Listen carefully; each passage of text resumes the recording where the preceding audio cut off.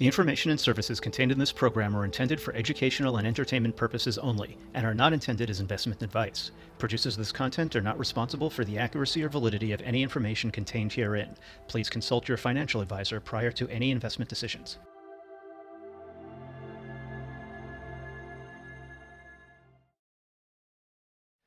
Lovely to be back here after 1 year. So, as I told you before, I'm a scientist, tenured professor at University of Miami, founder, CEO of Genetic Networks, and I got interested in decentralization 1 year ago at events like this. But to begin, and I worked on this idea of pharmaceuticals and decentralization, but I want to elevate the conversation because I want to share with you a personal story, be short, that happened to me last week. And it really drove home the principle of how DAOs and blockchain can be useful for solving really big problems. So I'm going to start by showing a picture that really pulls at the heartstrings. But when I was in Cape Town, South Africa, I was invited down after giving a few talks over the year to talk a little bit about what I was trying to do. And I met some very wealthy investors there, and it was fun. And I lived in a really beautiful place. But I decided to go take a walk around Cape Town with my Leica camera because I'm a photographer at heart. Always been an artist. I think science is art, and I'll never stop doing it, never retire. It's what I do. Van Gogh doesn't stop painting. Monet doesn't stop painting. You just keep doing what you love. So I love cameras, and I took my camera and I went for a walk around Cape Town, even though everyone said, don't do it, because Cape Town's a really dangerous place. So on my tour of Cape Town, I ran into a woman named Michelle. She's the older woman in this slide. Michelle is homeless from East Berlin. Very articulate and very smart. And I can measure a smart person because that's all I've ever done is hang out with smart people.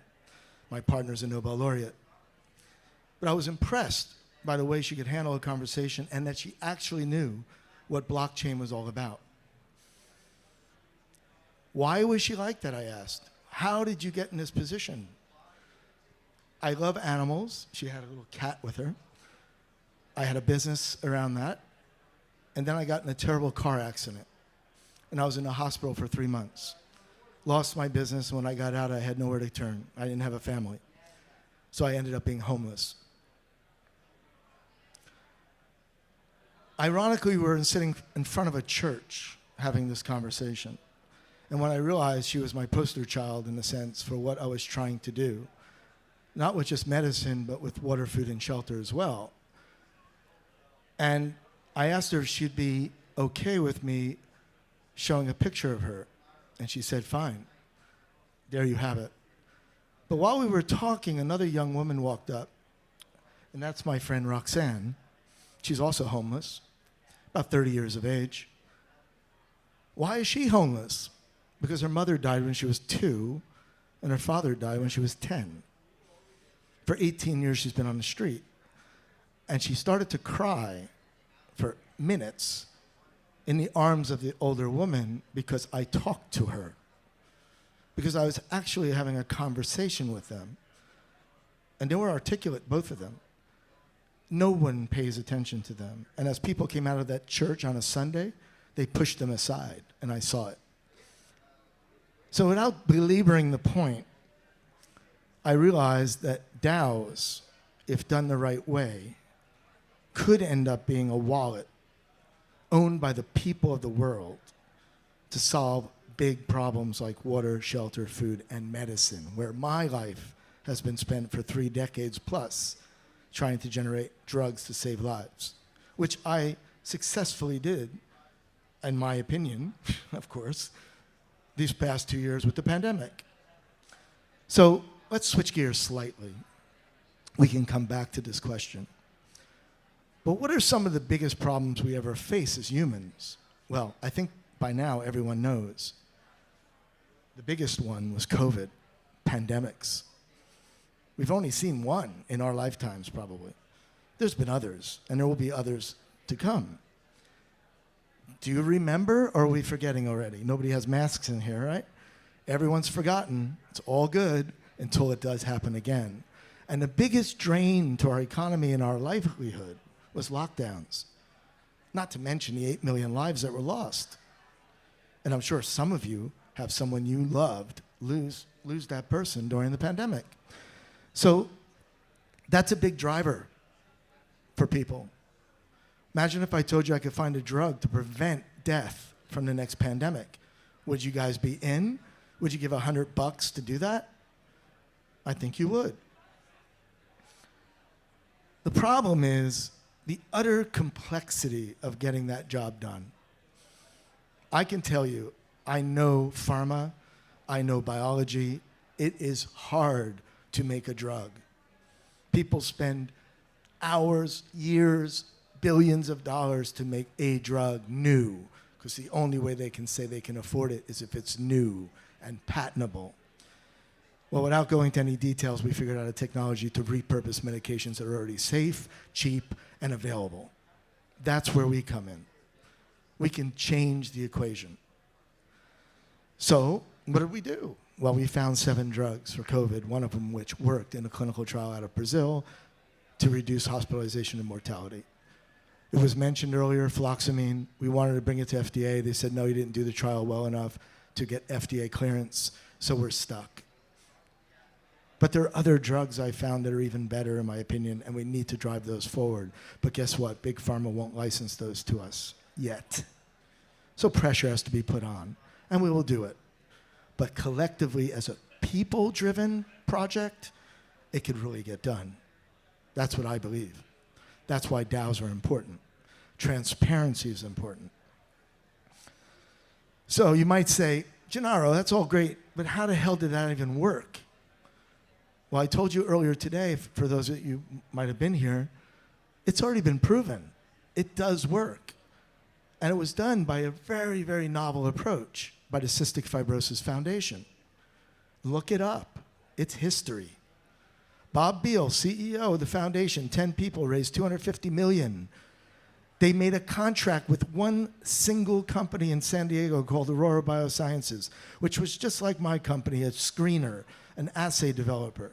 From ground zero, from having a gene for cystic fibrosis, they developed an assay to find drugs to activate the channel. They found those drugs in 10 years at a cost of around $200 million. They put it through a clinical trial, it passed, and everyone made a lot of money, unfortunately, because 90% it was held by the for-profit company, which quickly became a big pharma called Vertex Pharmaceuticals, valued at $27 billion, and $3 billion went back to Cystic Fibrosis Foundation, sitting in their bank account today at $5 billion. So what does that tell me? The model works. It's the most lucrative business in the world, making drugs, but we don't need billions. Millions would be just fine for most people I know, and then we can bring some of that back to a DAO to sustain it. That's just one model. But imagine extending that to other for-profit companies that do things like water, shelter, food. And then people that I showed you earlier don't need to starve every day. They can actually start to do the things they love, like take care of animals for a few bucks every day, because their essentials are taken care of. This title of this talk is really just about life essentials and making sure people have them. And we, as people with blockchain, have the capability now to do it. We just got to wake up to that and make it happen. So yes, a pill was discovered by the Cystic Fibrosis Foundation. They did everything from finding patients for the clinical trials to paying every single dollar it took to do it. And they made $3.5 billion, and the company became a $27 billion company. Great story.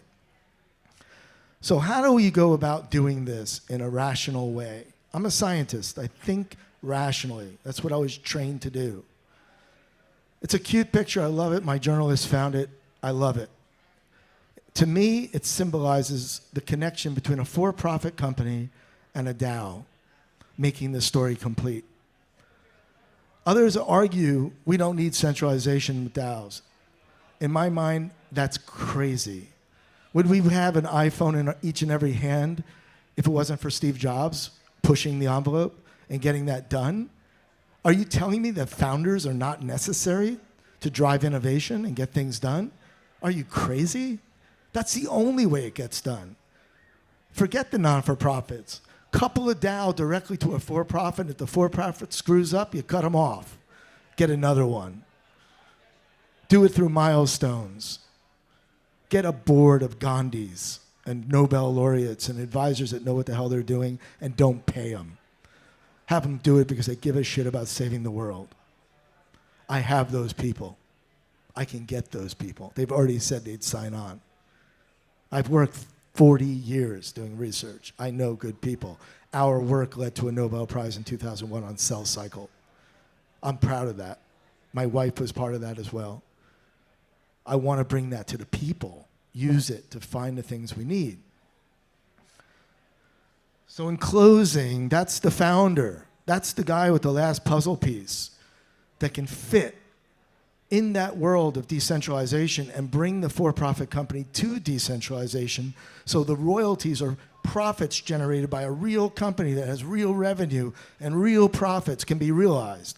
I'll leave you with a thought. Imagine if Google had a DAO finance it from the very beginning and made a deal that gave them 10% advertising revenue back to the DAO every quarter.